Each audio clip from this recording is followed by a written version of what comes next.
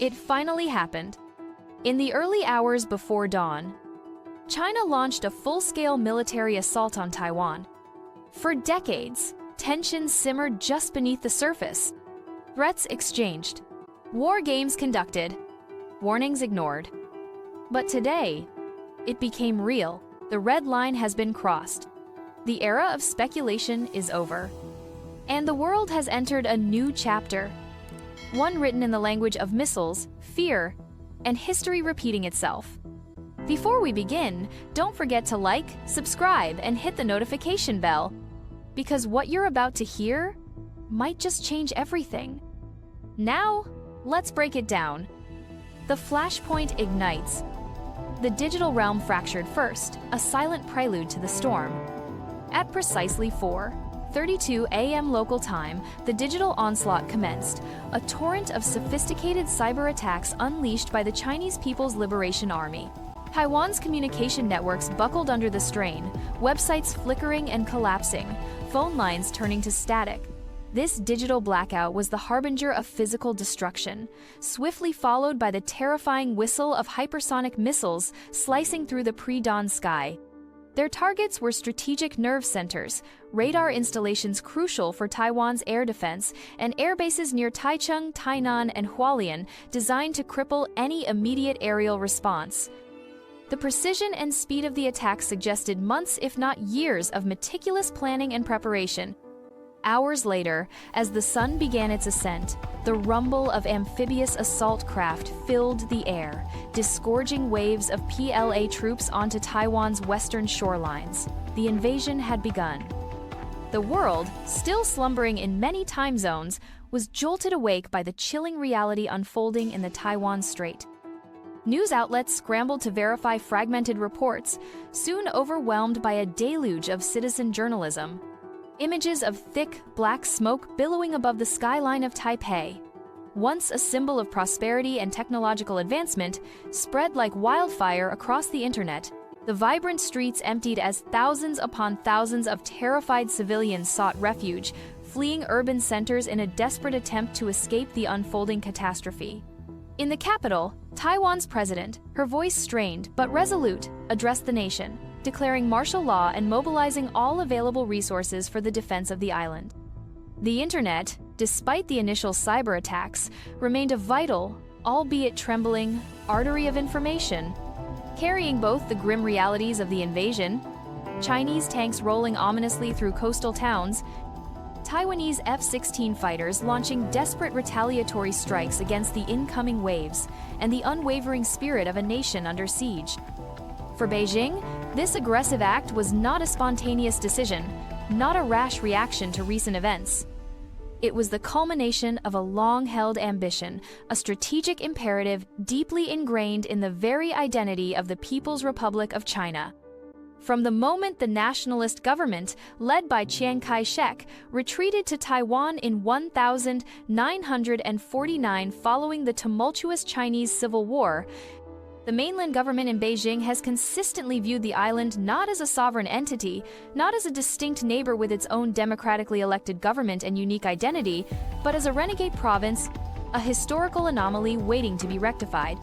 This unwavering stance, fueled by nationalist sentiment and a desire for complete territorial integrity, had been a constant undercurrent in Sino-Taiwanese relations for decades. And now, in the year 2025, after years of escalating rhetoric, military posturing, and a perceived shift in the global balance of power, the dragon, as China is often symbolically referred to, had finally made its calculated and forceful move to reclaim what it considered its own. The military balance, David versus Goliath? The stark reality of the military imbalance between Taiwan and China paints a picture reminiscent of the biblical clash between David and Goliath, albeit with modern weaponry and geopolitical complexities.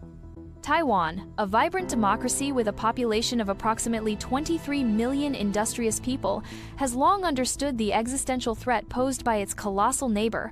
Consequently, the island nation has invested heavily in its defense capabilities, maintaining a well-trained military force of roughly 170, zero active personnel, supplemented by a significant reserve component. For decades, Taiwan has meticulously prepared for this very moment, fortifying its terrain and acquiring advanced weaponry, primarily from the United States, to deter an invasion. Its strategic positioning, separated from the mainland by the treacherous Taiwan Strait, offers a natural, albeit challenging, defensive barrier. However, the sheer scale of China's military power dwarfs that of its island neighbor in almost every conceivable metric. The People's Liberation Army stands as the world's largest military force, boasting over 2 million active troops, a formidable arsenal of over 3,000 combat aircraft spanning various roles, and the world's largest navy, a rapidly modernizing fleet currently comprising over 355 warships, including aircraft carriers, destroyers, and amphibious assault vessels. In recent years, recognizing the specific challenges of a potential Taiwan operation, China has strategically invested heavily in key areas such as amphibious assault capabilities, developing and deploying advanced landing craft and troop carriers. Furthermore, the PLA has made significant strides in drone technology, amassing large swarms of unmanned aerial vehicles for reconnaissance, attack, and electronic warfare. Their advancements in cyber warfare capabilities also pose a significant threat, as demonstrated in the initial hours of the invasion. These investments are specifically tailored to overcome the geographical and defensive advantages held by Taiwan. Despite the overwhelming numerical and material superiority of the PLA, Taiwan is far from defenseless. The island itself is a natural fortress, characterized by rugged central mountains that offer ideal terrain for defensive operations and guerrilla warfare. Beneath the surface, a network of extensive underground bunkers and tunnels provides shelter for troops, command centers, and critical infrastructure, enhancing survivability in the face of sustained bombardment. Taiwan also possesses a formidable array of long-range anti-air missiles, capable of challenging enemy aircraft and potentially inflicting significant losses on an invading force. Taiwan's military strategy is fundamentally built around the principles of survivability, tenacious resistance, and asymmetric warfare, employing unconventional tactics and exploiting vulnerabilities to offset the PLA's strengths. This includes a focus on street-to-street urban defense in densely populated areas, a decentralized command structure designed to maintain operational effectiveness even if key leaders are incapacitated, and the training of civilian militias in guerrilla warfare tactics, preparing the entire population to resist the occupation. Taiwan has made it unequivocally clear: if invaded, they will not surrender easily and will inflict maximum pain on the aggressor. The U.S. and allies, to intervene or not.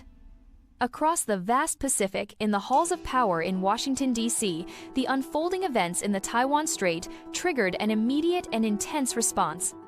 The sirens that blared were not air raid warnings, but the metaphorical alarms signaling a global crisis of unprecedented magnitude. War rooms in the Pentagon and the White House sprang to life, bathed in the glow of monitors displaying real-time intelligence. Phones rang incessantly as policymakers, military leaders, and intelligence analysts scrambled to assess the situation and formulate a response. The world's most powerful military, the United States Armed Forces, found itself caught in a profound and perilous dilemma: how to defend its democratic ally, Taiwan, a vibrant and strategically vital partner in the Indo-Pacific, without triggering an open and potentially catastrophic war with a nuclear-armed superpower, China. For decades, the cornerstone of U.S. policy towards Taiwan has been one of strategic ambiguity, carefully enshrined in the 1979 Taiwan Relations Act. This delicate balancing act involved acknowledging the People's Republic of China's One China policy, while simultaneously maintaining robust unofficial relations with Taiwan and providing it with the means to defend itself. The ambiguity lay in whether the United States would explicitly intervene militarily in the event of a Chinese invasion. However, the calculus shifted dramatically the moment Chinese missiles rained down on Taipei, shattering the carefully constructed ambiguity and presenting the U.S. with an immediate and unavoidable decision. The initial response from the United States was swift and decisive. American carrier strike groups, symbols of U.S. naval power projection, were immediately ordered to deploy to the Philippine Sea, a strategic location that would allow them to potentially intervene in the Taiwan Strait. In the region, Japan, acutely aware of the implications for its own security and its close proximity to Taiwan, placed its self-defense forces on the highest alert, monitoring the situation with intense scrutiny and preparing for potential contingencies. Australia, a key U.S. ally in the Pacific, South Korea, facing its own complex relationship with China and North Korea, and the United Kingdom, a staunch supporter of democratic values and international law, all convened emergency sessions of their respective governments to discuss the crisis and coordinate their responses. Beyond the immediate region, the reaction within the North Atlantic Treaty Organization, NATO, was more nuanced and divided. While all member states condemned the aggression and expressed solidarity with Taiwan, opinions diverged on the appropriate course of action. Some members, particularly those geographically distant from the conflict, advocated for strong economic sanctions against China and diplomatic pressure. Others, acutely aware of the potential for escalation and the economic interdependence with China, expressed deep fears of a wider conflict and urged caution. Regardless of the differing perspectives, one undeniable truth resonated across the globe. This was no longer just a regional conflict confined to the Taiwan Strait. It had instantly become the 21st century's most dangerous flashpoint, a crisis with the potential to reshape the global geopolitical landscape and plunge the world into a new era of uncertainty and instability. Global markets in freefall. The opening salvos of the conflict in the Taiwan Strait sent immediate and violent shockwaves through the intricate network of global markets, triggering a cascade of economic turmoil. Within mere hours of the initial attacks, stock markets across the world experienced a dramatic and precipitous plummet. Investor confidence evaporated as the specter of a major global conflict loomed large, leading to panicked selling and a rapid erosion of asset values. Simultaneously, the price of crude oil, a crucial barometer of global economic activity and geopolitical stability, soared past the psychologically significant threshold of $140 per barrel, fueled by fears of supply disruptions and the potential for a wider energy crisis. The semiconductor industry, a linchpin of the modern global economy and one where Taiwan plays a dominant role, faced an immediate and catastrophic disruption. With over half of the world's advanced semiconductor manufacturing concentrated in Taiwan, particularly through the facilities of Taiwan Semiconductor Manufacturing Company, TSMC, the invasion effectively obliterated critical supply chains, threatening to cripple industries ranging from electronics and automobiles to defense and artificial intelligence. The sheer scale of the economic fallout prompted drastic measures, with Wall Street forced to temporarily halt trading in an attempt to stem the tide of panic and prevent a complete meltdown. Across Asia, currencies weakened dramatically as investors sought safe havens, while the price of gold, traditionally seen as a secure asset during times of crisis, surged as its demand skyrocketed. The economic tsunami unleashed by the invasion was instantaneous and far-reaching, impacting virtually every corner of the global economy. Technology giants like Apple, Nvidia, and countless others, who relied heavily on the advanced manufacturing capabilities of Taiwan's TSMC fabs, faced potentially catastrophic delays in their production cycles, threatening their profitability and future innovation. The global economy, still in the fragile stages of recovery from the lingering effects of the post-pandemic era, was suddenly plunged into the ominous depths of another potential recession, with businesses facing uncertainty, consumers tightening their belts, and the prospect of widespread economic hardship looming. China itself, the aggressor in this conflict, did not emerge unscathed from the economic fallout. Western nations, led by the United States and its allies, swiftly imposed a raft of crippling economic sanctions, targeting key sectors of the Chinese economy and freezing its vast overseas assets in an attempt to pressure Beijing to cease its military operations. Meanwhile, the Chinese yuan, once a symbol of the nation's growing economic power, suffered historic losses in international currency markets as investors reacted to the increased risk and uncertainty. However, the government in Beijing, now operating under a full wartime posture, responded by tightening its control over the domestic economy, prioritizing the war effort above all else. Any signs of dissent or opposition to the military campaign were swiftly and ruthlessly crushed, as the entire nation's resources and energies were directed towards achieving the objectives of the invasion, regardless of the immense economic cost. it became starkly clear that this was not merely a military campaign confined to the Taiwan Strait. It was an economic earthquake whose tremors were felt in every household and every market, from the bustling streets of Berlin to the vibrant markets of Bangkok, fundamentally altering the landscape of global commerce and finance. The human cost: a nation bleeds. As the terrifying reality of war descended upon Taiwan, the island's 23 million inhabitants were forced to confront the unimaginable horrors of armed conflict in the 21st century. The initial barrage of missile strikes and the subsequent ground invasion unleashed a wave of devastation that left an indelible scar on the nation. Hospitals, once havens of healing, were quickly overwhelmed, their corridors overflowing with the wounded, the dying, and the traumatized. The infrastructure of major cities crumbled under the relentless assault, leading to widespread blackouts that plunged urban centers into darkness, punctuated only by the flickering flames of burning buildings.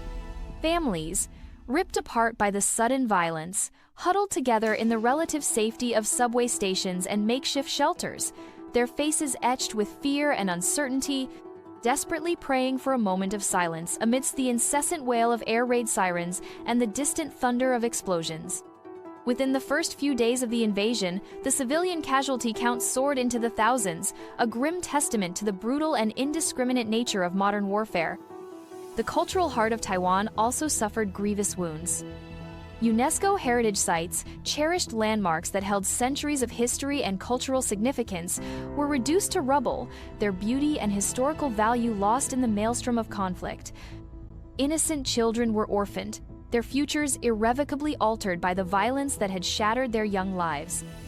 Entire neighborhoods, once vibrant communities filled with laughter and life, were simply wiped off the map, leaving behind scenes of utter devastation and despair. Yet, amidst this overwhelming darkness and suffering, an extraordinary resilience and courage began to bloom within the Taiwanese people. Ordinary citizens, faced with the gravest of threats to their homeland and their way of life, rose to the occasion with remarkable fortitude. Volunteers spontaneously formed human chains to deliver essential aid and supplies to those in need, risking their own lives to help their fellow countrymen. Elderly veterans, many of whom had witnessed conflict in their youth, picked up arms once more, determined to defend their island home. The spirit of Taiwan, the very heartbeat of the island nation, refused to be extinguished by the forces of aggression. Even as the world watched in horror at the unfolding tragedy, a profound sense of awe began to emerge at the unwavering determination and unbreakable spirit of the Taiwanese people in the face of overwhelming adversity. Their resilience in the face of such immense suffering served as a powerful reminder of the enduring strength of the human spirit and the deep-seated desire for freedom and self-determination. Cyber warfare and the battle for truth. Parallel to the kinetic warfare unfolding on the ground and in the skies of Taiwan, a quieter but equally critical battle raged in the unseen realm of cyberspace. This was a war fought not with bullets and bombs, but with lines of code, algorithms, and the manipulation of information. In this digital theater, fake news, meticulously crafted deepfakes, and sophisticated propaganda campaigns flooded social media platforms, becoming potent weapons in China's arsenal. The PLA's digital warriors targeted not only Taiwan's critical infrastructure and communication networks, but also the minds of millions across the globe, seeking to sow confusion, undermine morale, and shape international opinion in their favor. Taiwan's connection to the outside world became increasingly tenuous as the cyber attacks intensified. Internet outages became commonplace, mass phishing attacks attempted to compromise sensitive data and disrupt essential services, and satellite signals were jammed, further isolating the island and hindering its ability to communicate the reality of the situation to the international community. The digital assault aimed to cripple Taiwan's ability to coordinate its defense, spread accurate information, and garner international support. However, just as physical resistance emerged on the ground, a powerful wave of digital resistance also arose in cyberspace. Hacktivists from around the world, united by a shared belief in democracy and a condemnation of aggression, joined forces with Taiwanese cyber units in a collective effort to defend against the digital onslaught. Firewalls were breached, malicious software was neutralized, and determined efforts were made to ensure that the truth about the invasion pierced through the fog of disinformation being propagated by Beijing. this was no longer just a war of bullets and bombs. It had evolved into a complex and multifaceted conflict where the battle for narratives and the control of information played a crucial role in shaping the outcome and influencing global perceptions. The ability to maintain communication, expose falsehoods, and rally international support in the digital realm became a vital lifeline for Taiwan in its fight for survival. What comes next? A world on the brink. The first week of the war in the Taiwan Strait delivered a profound shock to the global consciousness, shattering long-held assumptions about peace and stability in the 21st century. However, the immediate aftermath of the invasion raised even more terrifying questions about the future trajectory of the conflict and its potential global ramifications. The world held its breath, grappling with a series of critical uncertainties that could determine the fate of millions and reshape the international order. The most pressing question on the minds of many was whether the United States, despite its initial deployments and strong rhetoric, would ultimately commit to direct military combat in defense of Taiwan. The decision carried immense risks, including the potential for a direct confrontation with a nuclear-armed China, a scenario that could lead to unimaginable consequences. Closely linked to this was the terrifying specter of nuclear escalation. Would either side, facing potential defeat, resort to the use of nuclear weapons, plunging the world into a catastrophic conflict with no winners? The involvement of other regional powers also hung in the balance. Could Japan, with its powerful military capabilities and its own security deeply intertwined with that of Taiwan, be drawn directly into the conflict? And what role would other major players like India, Russia, and the nations of ASEAN play? Would they choose sides, remain neutral, or actively work to de-escalate the crisis and push for a peaceful resolution? Amidst the escalating tensions and the looming threat of a wider war, diplomatic backchannels began to blaze with frantic activity. Emergency meetings at the United Nations descended into chaos as member states struggled to find common ground and forge a unified response. The Indo-Pacific region, once a hub of economic dynamism, was rapidly transforming into a volatile and dangerous battlefield, with military forces on high alert and the potential for miscalculation and unintended escalation ever present. And yet, even amidst the pervasive chaos and the palpable fear of global conflict, a fragile glimmer of hope persisted. Whispers of potential peace talks began to emerge, with neutral nations like Switzerland offering their good offices as potential venues for dialogue. Ceasefire proposals, though tentative and fraught with challenges, began to circulate through diplomatic channels, representing a desperate attempt to halt the bloodshed and find a path towards de-escalation. The fate of millions of lives hung precariously in the balance, resting on the choices that world leaders would make in the coming days and weeks.